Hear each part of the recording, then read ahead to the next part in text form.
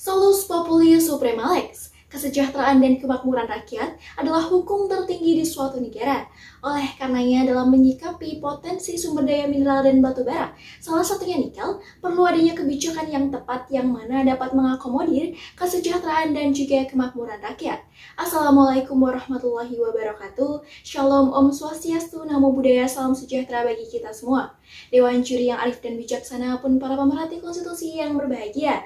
Perkenankanlah kami dari tim Raja Udayana dengan saya Salwa Husna selaku pembicara pertama ataupun kesimpulan, Alvin Devote selaku pembicara kedua yang mendukung mosi perdebatan, dan Nur Afita selaku pembicara ketiga yang mana menolak mosi perdebatan. Dalam kesempatan kali ini kami akan mengemukakan konstruksi berpikir secara mendalam mengenai mosi penghentian ekspor nikel sebagai upaya hilirisasi pertambangan di Indonesia. Namun sebelum melangkah lebih jauh mengenai bangunan argumentasi, izinkanlah saya untuk membuka jalannya perdebatan kali ini secara efektif dan komprehensif. Dewan juri yang terhormat, mineral dan batu bara yang terkandung dalam wilayah hukum pertambangan di Indonesia merupakan salah satu sumber daya alam yang tak terbarukan yang mana mempunyai peranan penting dalam upaya pemenuhan hajat hidup orang banyak. Oleh karenanya, sesuai dalam pasal 33 ayat 2, 3, dan 4 Undang-Undang Dasar 1945, perlu adanya pengelolaan oleh negara dan juga dipergunakan sebesar-besarnya untuk kemakmuran rakyat. Dalam hal ini, nikel merupakan salah satu sumber daya mineral dan batu bara yang sangat melimpah di Indonesia. Menurut data dari US Geological Survey menjelaskan bahwasanya dari 80 juta metrik ton cadangan nikel dunia, hampir 4 juta metrik ton berada di Indonesia. Hal tersebutlah yang mengakibatkan nikel Indonesia sangatlah berpengaruh pada pertambangan internasional. Namun, dengan jumlah cadangan nikel sebesar itu, nyatanya Indonesia belum mampu untuk memberikan pemasukan dalam jumlah yang setara dengan banyaknya nikel tersebut. Menurut Kementerian ESDM, kontribusi sektor minerba hanya sebesar 4,4% terhadap penerimaan negara. Mengapa demikian? Hal tersebut terjadi karena selama ini ekspor masih dilakukan terhadap barang mentah yang mempunyai nilai tambah yang rendah.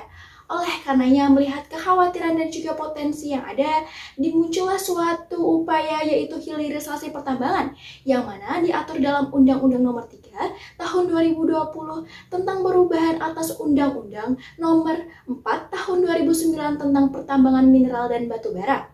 Memang tidak dijelaskan secara eksplisit mengenai definisi dari hilirisasi. Namun apabila kita merujuk pada pendapat dari Dr. Arianto Patundru, dosen Fakultas Ekonomi Universitas Indonesia, menjelaskan bahwasannya hilirisasi atau value adding merupakan upaya untuk meredam ekspor dan juga mendorong industri domestik untuk meningkatkan nilai tambah dari suatu barang. Oleh karena itu, hal tersebut dapat kita korelasikan ke dalam pasal 103 Undang-Undang Minerba yang mana hilirisasi dilakukan melalui proses pemurnian dan juga pengolahan tambang yang dilakukan di dalam negeri untuk meningkatkan nilai tambah dari tambang tersebut. Lebih jauh, untuk menyukseskan program hilirisasi, muncullah suatu kebijakan berupa penghentian ekspor nikel yang mana diatur dalam pasal 62A Peraturan Menteri ESDM Nomor 11 Tahun 2019 tentang perubahan kedua atas Peraturan Menteri ESDM Nomor 25 Tahun 2018 tentang pengusahaan pertambangan mineral dan batu bara yang mana diterapkan sejak tanggal 1 Januari 2020. Namun, layaknya bola panas yang bergulir, penghentian ekspor nikel tersebut bukanlah tanpa pertentangan. Di satu sisi memang, dengan diterapkannya kebijakan tersebut, maka negara mempunyai fokus utama untuk meningkatkan nilai tambah tambang. Maka apabila yang dilakukan adalah dengan mengekspor nikel yang sudah dihilirisasi, keuntungan akan jauh lebih meningkat dan juga berpengaruh pada penerimaan negara dari ekspor yang lebih meningkat pula. Pun, potensi dari nikel yang ada dapat digunakan sebesar-besarnya untuk kebutuhan dalam negeri. Namun di sisi lain, ketidakmampuan dalam menjawab seberapa efektif atau masifnya penggunaan dari nikel dalam negeri menimbulkan suatu kekhawatiran baru karena senyatanya tidak semua jenis nikel dibutuhkan dalam pasar domestik. Oleh karena itu menjadi suatu kesia-siaan semata apabila nikel tersebut tidak dilakukan ekspor yang mana akan berpengaruh pada penerimaan negara dan juga berpengaruh pada kedudukan Indonesia di mata internasional. Oleh karena itu, Dewan Juri yang terhormat, timbullah pertanyaan kritis non sistematis. Apakah penghentian ekspor nikel tersebut merupakan langkah yang tepat dan juga harus diimplementasikan di Indonesia sebagai upaya upaya hilirisasi pertambangan. Sekian dan terima kasih. Hilirisasi merupakan suatu kebijakan yang dilandaskan pada kepentingan nasional, yang mana dalam konteks perdebatan kali ini, hilirisasi yang akan diterapkan di Indonesia adalah hilirisasi untuk peningkatan nilai guna dan nilai jual terhadap suatu komoditas, yaitu nikel, yang mana nantinya akan berimplikasi akhir pada peningkatan ekonomi nasional dan juga kesejahteraan masyarakat pada umumnya. Dewan Juri yang terhormat, Sivitas Akademika yang bermartabat, perkenalkanlah, saya Alvin Devote Azaria adalah yang mana dalam konteks perdebatan kali ini mendukung penuh adanya penghentian ekspor nikel sebagai upaya hilirisasi pertambangan di Indonesia. Tujuan kami pun jelas, Dewan Juri yang terhormat, bahwasanya pemerintah harus ikut serta dalam pengoptimalan sumber daya alam di Indonesia, yang nantinya akan bermuara pada efektivitas berkeadilan dan juga efektivitas berkelanjutan sesuai dengan Undang-Undang Dasar 1945 Pasal 33 Ayat 4.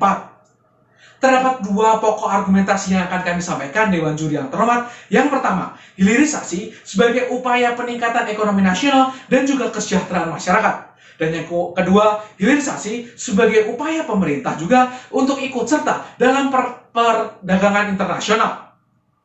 Memasuki pokok argumentasi kami, Dewan Juri yang terhormat, kami pun melandaskan hilirisasi dalam diperlakukan di Indonesia ialah sesuai dengan Pasal 5 Undang-Undang Nomor 3 Tahun 2020, Junto Undang-Undang Nomor 4 Tahun 2009 tentang pertambangan mineral dan batu bara, yang mana nantinya kebijakan Indonesia haruslah berdasarkan kepentingan nasional dan juga berimplikasi pula pada pemenuhan dalam negeri. Silakan rekanku. Dewan Juri yang terhormat, sejatinya pada pasal 5 Undang-Undang Minerba tidak mendefinisikan kepentingan nasional untuk mengeluarkan kebijakan penghentian ekspor nikel.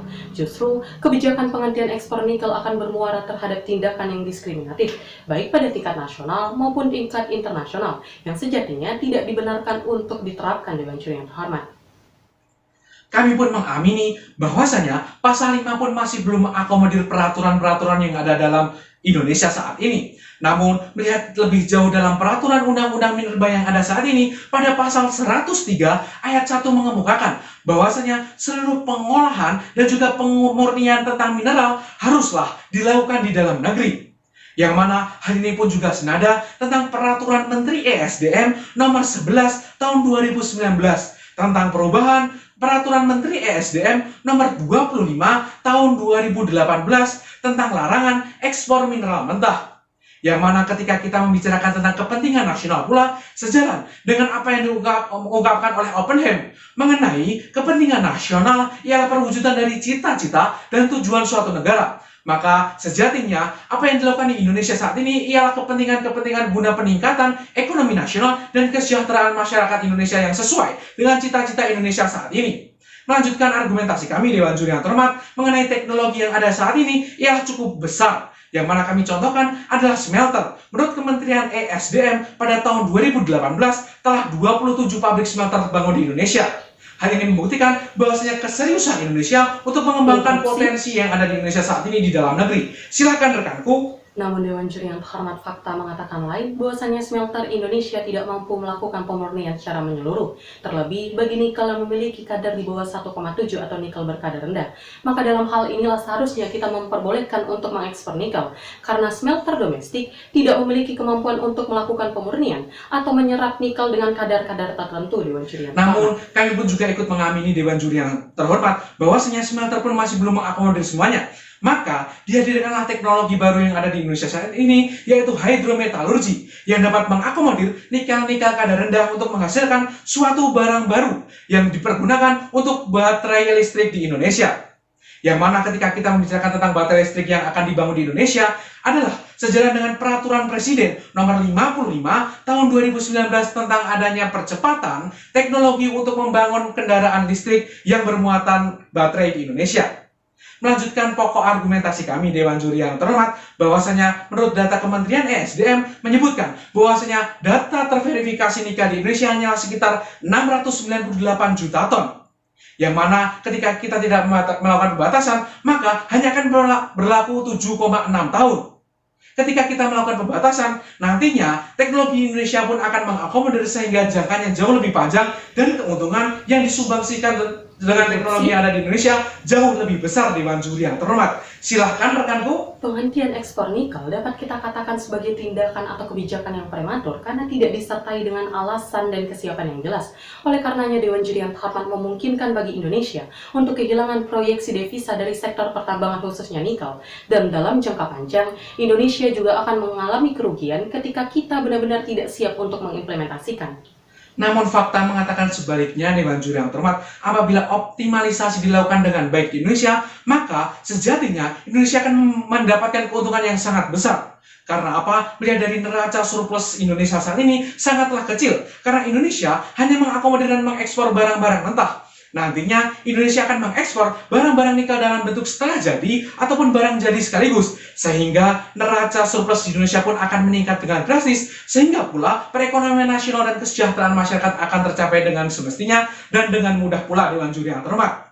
Maka dari itu Dewan Juri yang terhormat, kami pun hadir dengan mekanisme dan solusi yang solutif mengenai mosi perdebatan kali ini. Yang pertama, mengenai peningkatan pengawasan adanya komoditas-komoditas di Indonesia, sehingga dunia internasional pun memahami bahwasanya kepentingan nasional pun dipergunakan untuk peningkatan kesejahteraan masyarakat.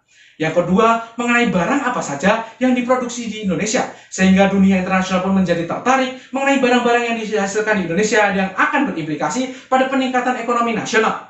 Yang ketiga, pengoptimalan smelter, sehingga tidak hanya nikel-nikel kadar tertentu, namun seluruh nikel yang berkadar seluruhnya akan dapat terakomodir dalam smelter di Indonesia. Serta yang terakhir, Dewan Juri yang terhormat, mengenai pembatasan, mengenai produksi yang akan dilakukan di Indonesia, sehingga cadangan yang ada saat ini akan berdampak seperti jangka panjang. Maka sejatinya dengan argumen yang telah kami sampaikan dan mekanisme dan solusi yang solutif yang kami paparkan, tujuan kami untuk meningkatkan perekonomian nasional dan juga kesejahteraan masyarakat akan tercapai dengan mudahnya. Sekian dan terima kasih. Penghentian ekspor nikel sebagai upaya hilirisasi pertambangan di Indonesia. Ada satu pertanyaan besar yang harusnya dijawab oleh rekanku Timpro, terkait apakah hilirisasi pertambangan tidak dapat diwujudkan ketika ekspor nikel tidak dihentikan. Maka disinilah saya Afita berdiri pada tataran kontra untuk menerangkan bahwasannya ekspor nikel tidak memberi dampak buruk atau hambatan terhadap hilirisasi pertambangan di Indonesia.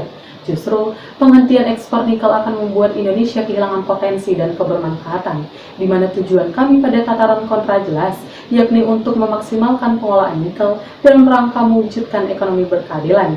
Pun sebagai tim kontra, kami tidak alergi terhadap hilirisasi pertambangan di Indonesia. Penghentian ekspor nikel masuk ke dalam hambatan non-tarif atau non-tarif measure yang oleh PBB dijelaskan bahwasannya akan mengurangi kebermanfaatan perdagangan lingkungan serta menimbulkan adanya distorsi yang mengganggu komoditi perekonomian. General Agreement on Tariff and Trade pada artikel ke-20 menyatakan tentang general exception bahwa negara dibenarkan untuk melakukan proteksi dan pembatasan mineral dalam keadaan tertentu. Yang pertama, terjadinya eksploitasi besar-besaran akibat tuntutan dari global supply sehingga bermuara terhadap kerusakan lingkungan. Dan yang kedua, ketidakmampuan negara untuk memenuhi kebutuhan dalam negerinya. Namun patut disyukuri Dewan Juri yang terhormat bahwasannya Indonesia sedang tidak berada pada situasi tersebut. Silakan rekanku. Dewan Juri yang terhormat, memanglah Indonesia sedang tidak pada posisi tersebut. Namun, perlu digarisbawahi bahwasannya hilirisasi yang akan dilakukan di Indonesia ialah berlandaskan mengenai kepentingan nasional, yang mana nantinya tidak ada boleh suatu negara ataupun organisasi internasional yang masuk ke dalam kebijakan yang akan diatur di Indonesia sepenuhnya. Dewan Juri yang terhormat, kami tahu bahwasannya organisasi internasional tidak memiliki hak untuk mengintervensi kepentingan nasional. Namun menurut Profesor Kusuma Atmaja bahwasannya Indonesia menganut monisme primat hukum internasional. Artinya, ada kesatuan antara hukum nasional dan hukum internasional. Dalam perdebatan kali ini, telah diajawantahkan menurut Undang-Undang Nomor 7 Tahun 1994 tentang persetujuan pembentukan World Trade Organization, di mana salah satu prinsipnya adalah prinsip undertaking, menempatkan Indonesia sebagai anggota WTO yang harus mengimani dan menjalankan tiap-tiap nilai yang telah disetujui dalam putaran pertama Uruguay. Sejatinya, pembatasan mineral pernah dilakukan oleh Cina pada tahun 2011 silam, namun oleh WTO dinyatakan bahwasannya kebijakan tersebut dianggap kebijakan diskriminatif yang tidak dibenarkan dalam perdagangan internasional. Kemudian, penghentian ekspor nikel membuat Indonesia kehilangan potensi penerimaan negara bukan pajak dan neraca pembayaran internasional. Undang-Undang Nomor 20 Tahun 1994 97 tentang penerimaan negara bukan pajak mendefinisikan dalam sektor pertambangan yakni iuran tetap, iuran produksi, dan neraca penjualan tambang. Dalam hal ini Dewan Juri yang terhormat, ketika terjadi penghentian ekspor nikel, jelas produksi akan terus berjalan namun tidak dengan penjualan tambang. Asosiasi Penambang Nikel Indonesia menyatakan ketika terjadi penutupan keran ekspor, maka Indonesia akan kehilangan proyeksi devisa 3 tahun ke depan dengan jumlah 100 triliun. Pun penghentian ekspor nikel menumbuhkan permasalahan baru yakni penyelundupan hukum. Contoh, pada tahun 2015 di mana 21 eksportir menyelundupkan 80 kontainer dengan total kerugian 73 miliar. Kemudian Juni 2020 di mana Direktorat Jenderal Bea dan Cukai Kepulauan Riau berhasil menggagalkan penyelundupan hukum dengan total 13,7 triliun, memungkinkan Dewan Juri yang terhormat di luar terjadi penyelundupan yang tidak berhasil digagalkan oleh pemerintah sehingga mengandung kerugian bagi pemerintah itu sendiri. Silakan rekanku. Sejatinya, jika yang dikhawatirkan rekan-rekanku tim kontra ialah mengenai penyelundupan, maka sejatinya pula yang ditingkatkanlah ialah pengawasan yang signifikan. Karena sejatinya ketika kita membuka keran ekspor bahan mentah, justru akan merugikan Indonesia secara menyeluruh yang akan mengakibatkan bahwa perekonomian Indonesia akan lemah. Dewan Juri yang terhormat. Penyelundupan yang terjadi di sektor ekspor nikel Dewan Juri yang terhormat tidak disebabkan oleh lemahnya pengawasan atau lemahnya penegakan hukum di Indonesia, melainkan karena buruknya tata niaga nikel domestik yang menurut pakar hukum pertambangan Ahmad Reddy mengatakan harga patokan mineral Indonesia bahkan jauh lebih rendah dibandingkan harga patokan internasional. Kemudian fakta dan kenyataan yang kedua, bahwasannya smelter Indonesia tidak mampu melakukan pemurnian secara menyeluruh, terlebih bagi nikel yang memiliki kadar 1,7 atau nikel dengan kadar rendah. Dewan Juri yang terhormat, silahkan rekanku. Memang saat ini smelter yang ada di Indonesia masih belum dapat mengakomodir nikel secara keseluruhan. Maka sejatinya ada teknologi lain yang dibangun di Indonesia, serta hingga saat ini Indonesia sendiri telah membangun banyak smelter di Indonesia yang nantinya di 2024 akan rampung dengan tuntasnya sehingga produktivitas nikel di dalam negeri akan meningkat dengan mudahnya. Dewan Juri yang terhormat.